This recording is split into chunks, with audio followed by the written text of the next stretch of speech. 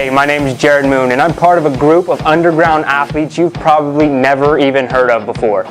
We don't rely on fancy equipment for training, and most of us don't even have gym memberships. In fact, our motivation comes from within.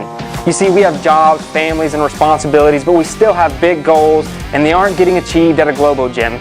For that reason, we have to do things differently. Our training has to be smarter. We don't have every piece of equipment known to man or a ton of time to train, and we don't need it, because we are achieving amazing things without it. So how do we do it? If you ask your average personal trainer or gym goer, they'd call us crazy. Yet we're seeing results better than most every single day. And it's happening by blending mental training with physical training and becoming an athlete. What we call, and welcome to, Garage Gym Athlete.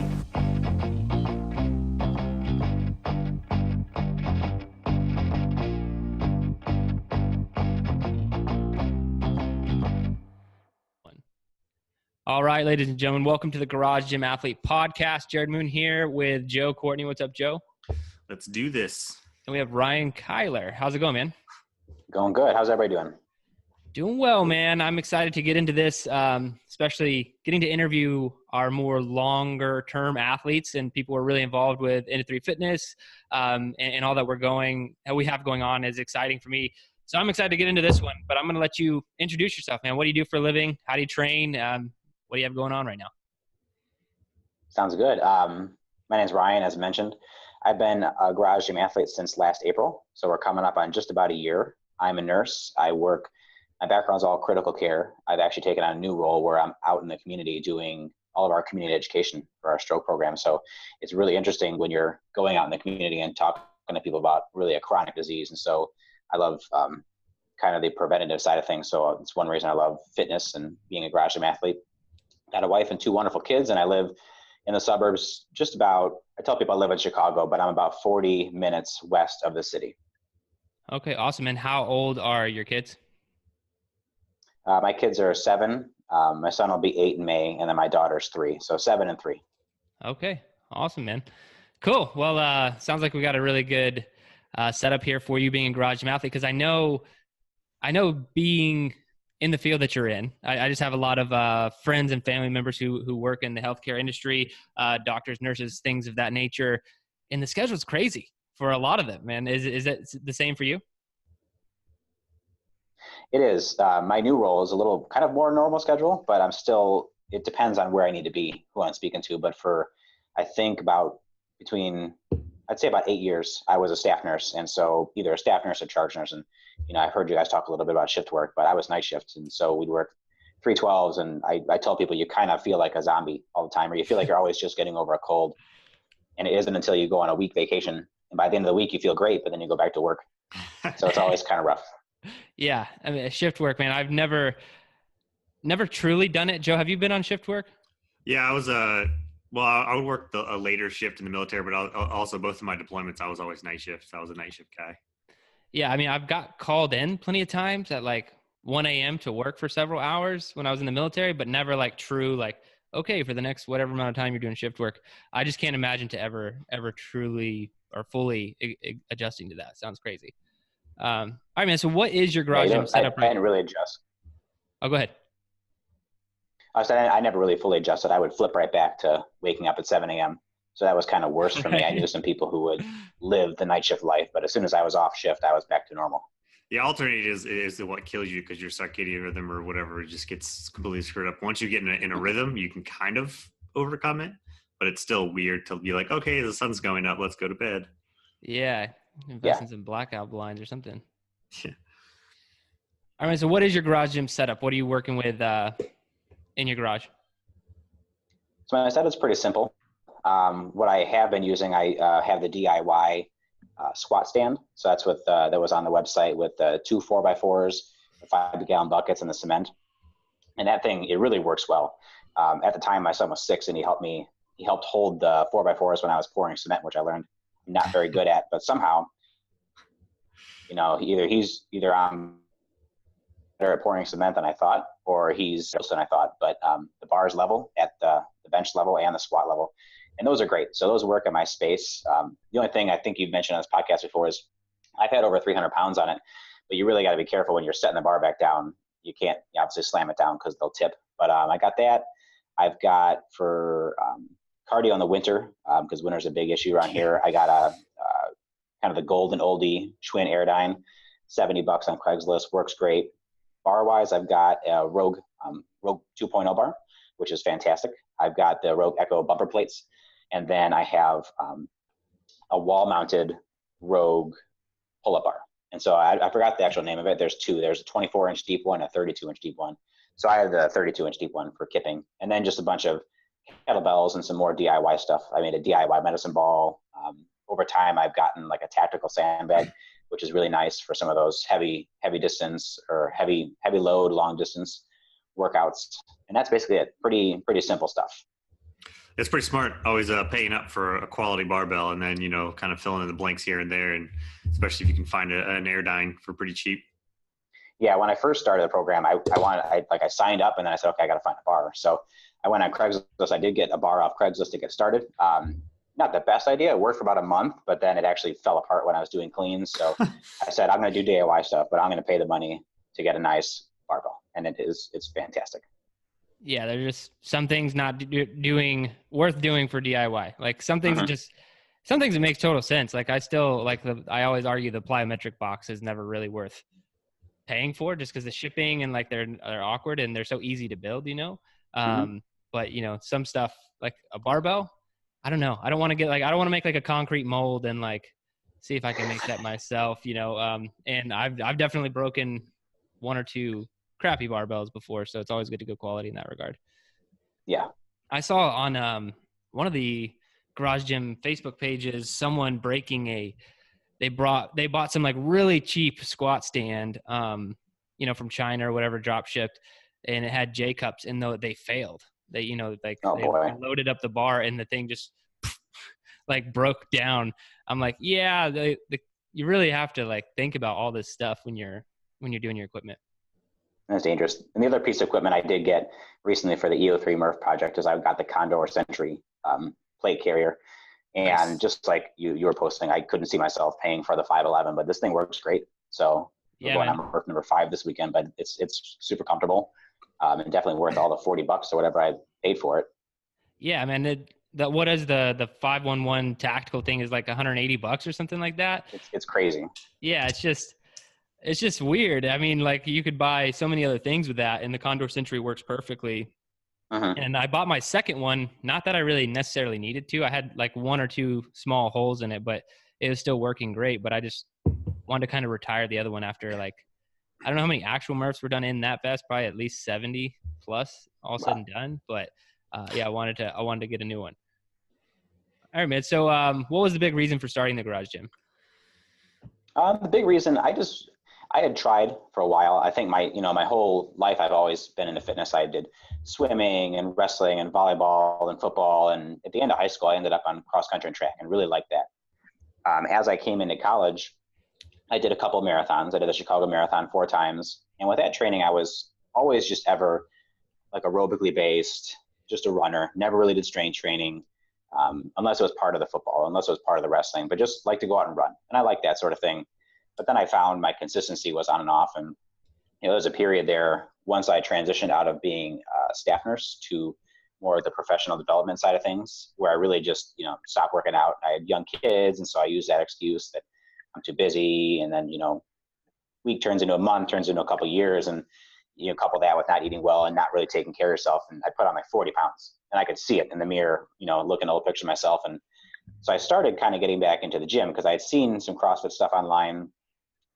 And so I would just pull these random workout of the days and go to the gym and try and attempt them. But of course you show up and the one barbell they have is being used, and then you're trying to switch up the workout. It just never felt consistent. It never felt like it made a lot of sense. I would do one workout of the day, and the next day I wouldn't know if I was really going to get any benefit. And so I was just on Facebook one day. I saw the ad for it, looked into it, and said, I'm going to try this. I like also the flexibility, just being able to get up and go out my garage. I don't live too far from my work. I live 10 minutes away, but just that extra time of driving to and from the gym and what it costs. I love being able just to get up and go and get it done.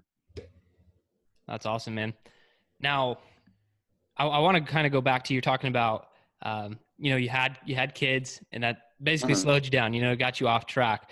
And I can guarantee there are a lot of people listening to that, listening to this, who are in that same boat, same category. Maybe they're not quite back yet, or they're having struggle, maybe brand new parents or something like that. So what was it that did kind of get you motivated again, or push you to do Garage Gym Athlete? Not necessarily our training, just training in general. Like how did you make yourself do that? Like I said, I've always loved the way I feel when I work out, when I'm being active, I feel better. And, you know, being able to play with my kids, especially my son got older, you know, when I gained that 40 pounds, I used to be able to run marathons, and I'm chasing after him doing stuff, and I'm getting winded. And I just I don't want to be that example. I want to be an example of, you know, being fit and being active. And I want to be able to run around and play with the kids. And so went ahead, signed up. And it's one of those things where some of the stuff made me a little bit nervous, because I'd never really done any sort of strength program before. Before I joined Garage Gym Athlete, I never squatted over my body weight, because I had this mental, like almost a fear, like, am I going to get down there and not be able to get back up? But just pushing yourself to do a little more. And then you see initially you see pretty quick gains when you go from recruit to established, and that's good. Like it reinforces that it's working. And then I feel better, better at home, better at work, and better with the kids. And then the kids want to come out, and they want to, you know, my son uses a little 5-pound dumbbell if I do kettlebell swings, and it's just great to be that example, because I didn't have that example growing up, and I want to be that example for my kids. That's awesome, man. All right. Now what's your current goal? Like, what are you working towards?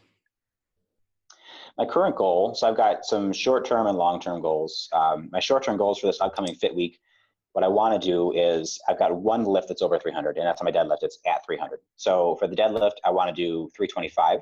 And really focusing on it. I've been feeling good, really dialing in my form. Squats, I want to get over 300, because my squat last Fit Week was 295, and I'm right there.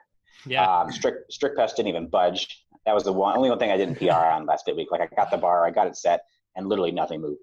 Oof, yeah. So those are some of my current goals. A lot of my stuff is in the established area, so I'm close on, especially some of like the 1.5-mile run and the 2K row. So I'm excited about that. And just long term, I'm a hard to killer, so I love that track, and just general overall fitness. I'm everything I have is just in the established level. So my goals for that are just to continue being consistent. I've only been on just a little under a year, and to be able to see where I can start creeping up towards that competitor level is just really exciting for me.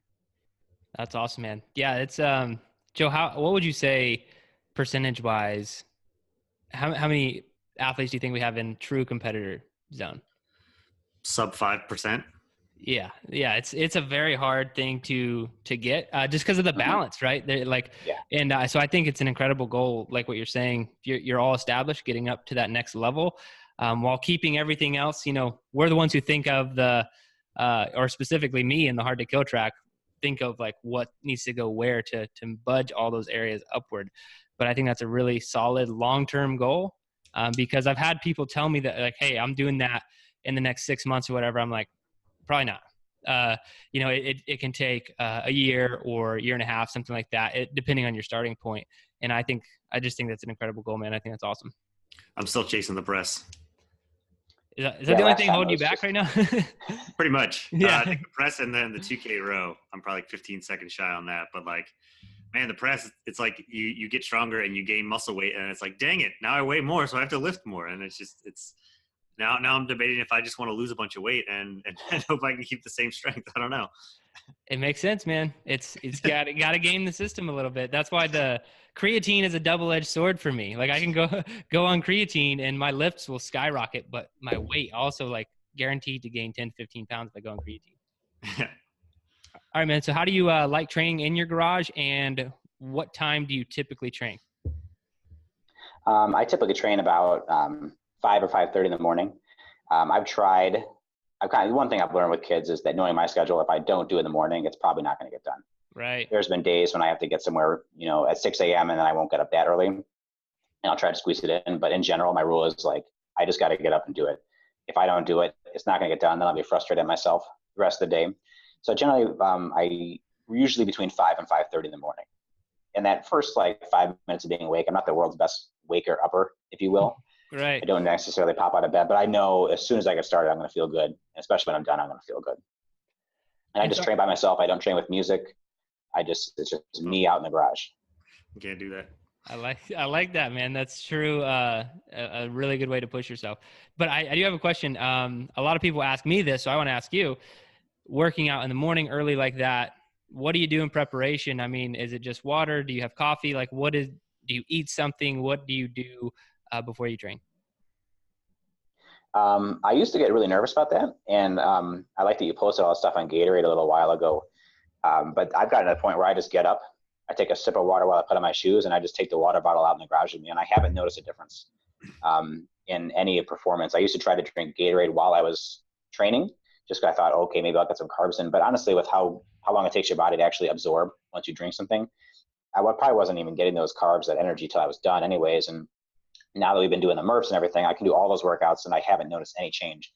So I wake up, and within 15 minutes from being awake, I'm in my garage getting warmed up. Sometimes on the weekends, I'll have like a coffee, just like a black coffee, maybe a little something to munch on if I'm not going to train right in the morning. But during the week, it's just get up and go. I think if I ever had to train early in the morning, I would have to do that, just because I'd have to trick my brain to like start doing something before it actually catches up to what I'm actually doing. Talk myself out. Yeah. Like I'm just gonna get on this bike and get warm and wake up and what's going on? I guess I'm warm, so I guess I'll just do this workout now. Yeah, I got to kind of shove myself out in the garage, especially when it's cold. I just got to open the door and like jump into the garage, and then before I know it, like, I'm here. Let's just get it done. Kudos. And that's one of the best mental tricks you can do to yourself, is just tell yourself you're only going to go do the warm up, right?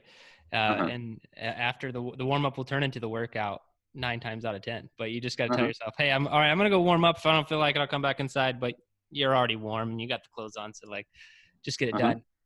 And one thing you're mentioning on the nutrition, I've been playing a lot with this over the last several years, and I try to keep note of it now that we're doing the MRF project every MRF.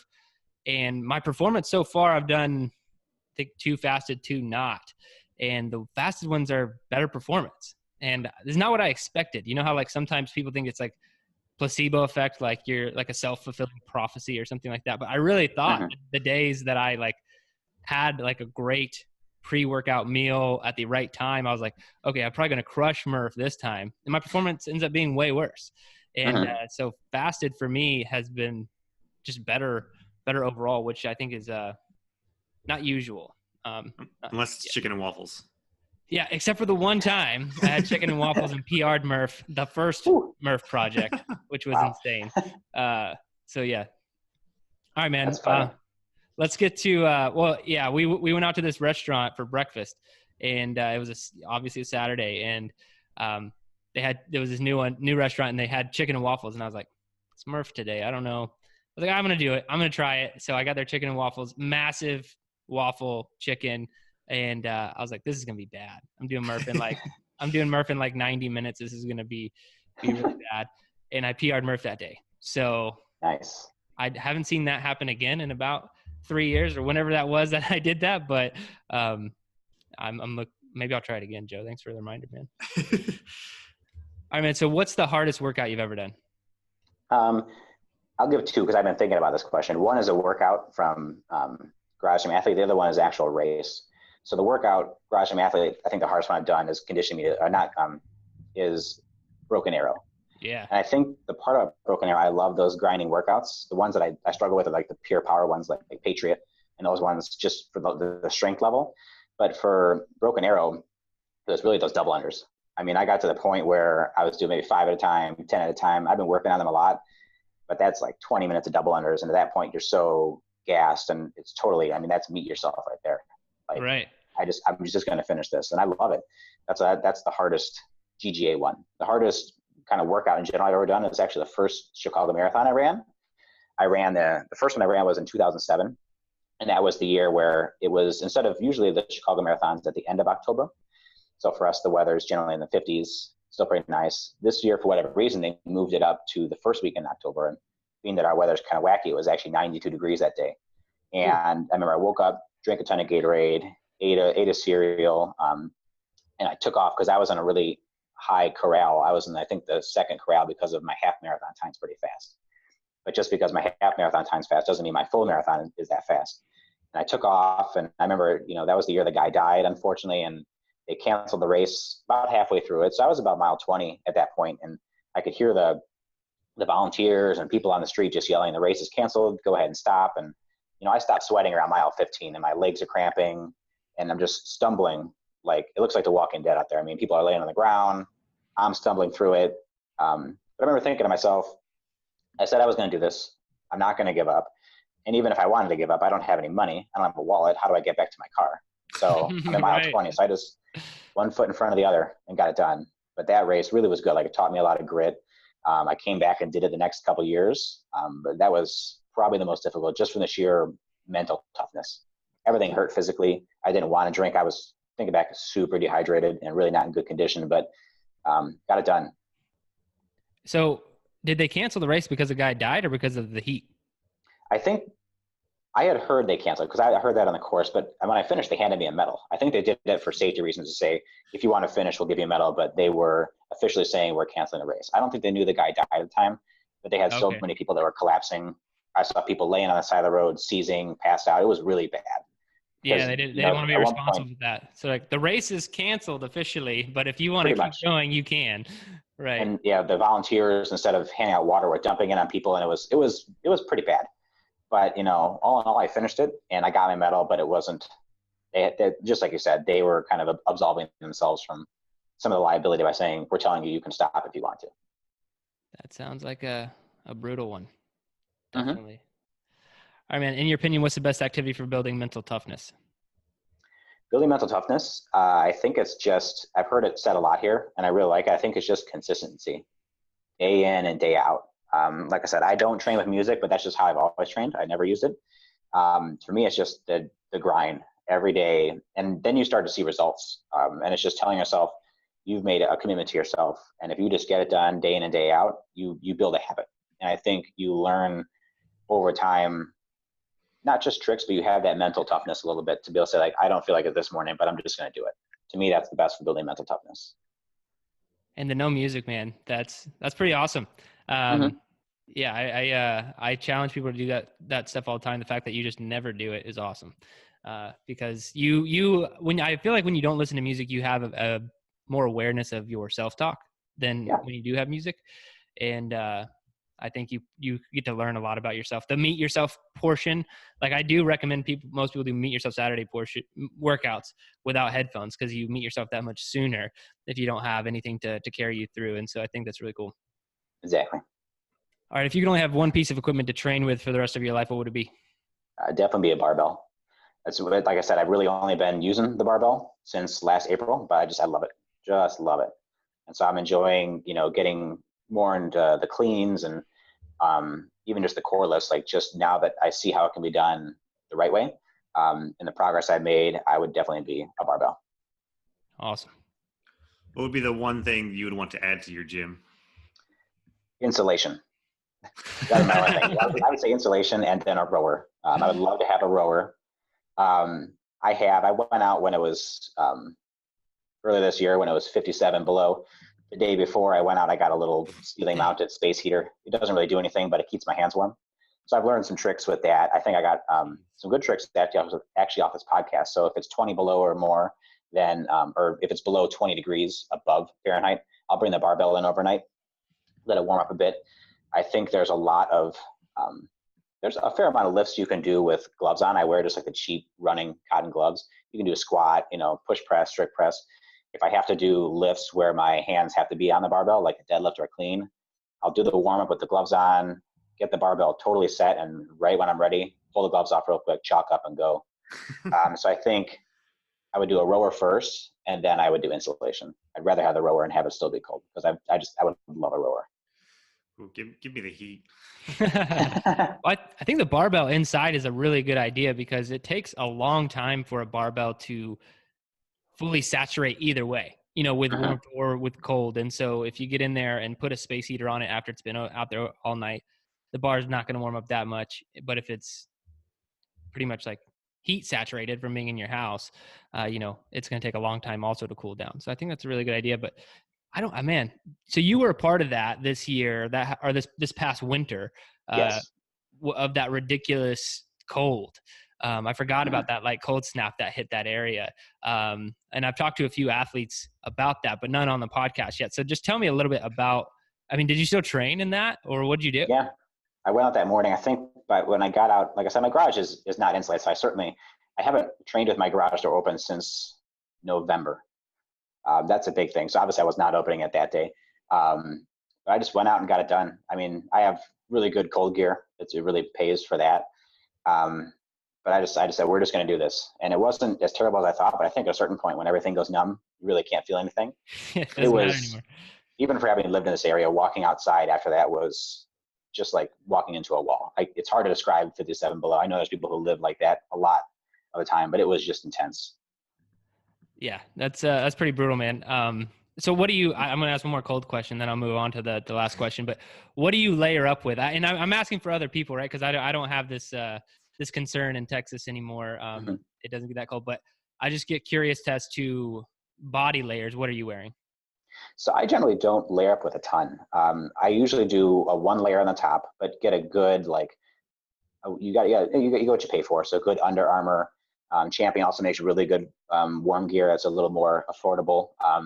A good thick one layer on the top, and then on the bottom, what I do is I call them tights, but like compression pants, and then just shorts, and then one layer of socks and gloves and a hat. So I'm usually start out pretty cold, but I learned that doing cross in high school and stuff. Like if you start off warm, you're going to overheat.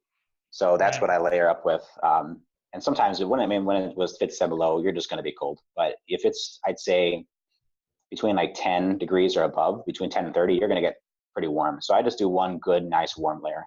I sometimes, if I have to, over the winter, if we're doing something where there's some lifting and then I have to go back inside to go on my treadmill for the running portion, then I'll wear like a t-shirt and like a lighter, longer sleeve. But then to me, it kind of bunches up in your armpits and stuff like that. So I try to keep it one layer, but just nice, good quality, thick stuff. That's also why people start to PR when it gets warmer, because there's no restriction of the range of motion with multiple layers. You know, adding that 5 pounds of tension to your shoulder for your strict press is, hurting the PR right there. Cool, man. Well, a lot of garage gym athletes listening to this, what is your best advice you have for everyone out there listening? I think it's just develop some sort of inner monologue to get yourself out of bed in the morning.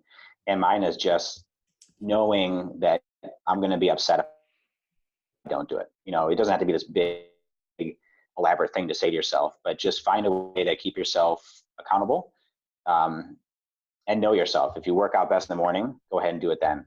And just be consistent. You know, try to have as few excuses as possible, because people are going to say, oh, the kids were up a lot last night, or you had a long day yesterday, and people will be very quick to give you as many excuses as possible to work out. You know, it's not like the same as you're going to work or something. People, I think, view a lot of training as just kind of an optional thing, but it's really not optional. You got to take care of yourself, and it's worth it. So if you give yourself as few chances for excuses as possible, and, you know, especially those days, the days where I don't feel like working out are often the best training sessions I'll have. Just take away your excuses and find something to say to yourself that first 5 minutes trying to be awake, and just get up and go. Love it, man. All right. Well, Ryan, it's been a blast. I know I've learned a lot over the past about half hour now. So I appreciate your time and doing the interview, man. And we do appreciate you being a garage gym athlete. And thanks for being on the show. Sounds good. Thank you so much.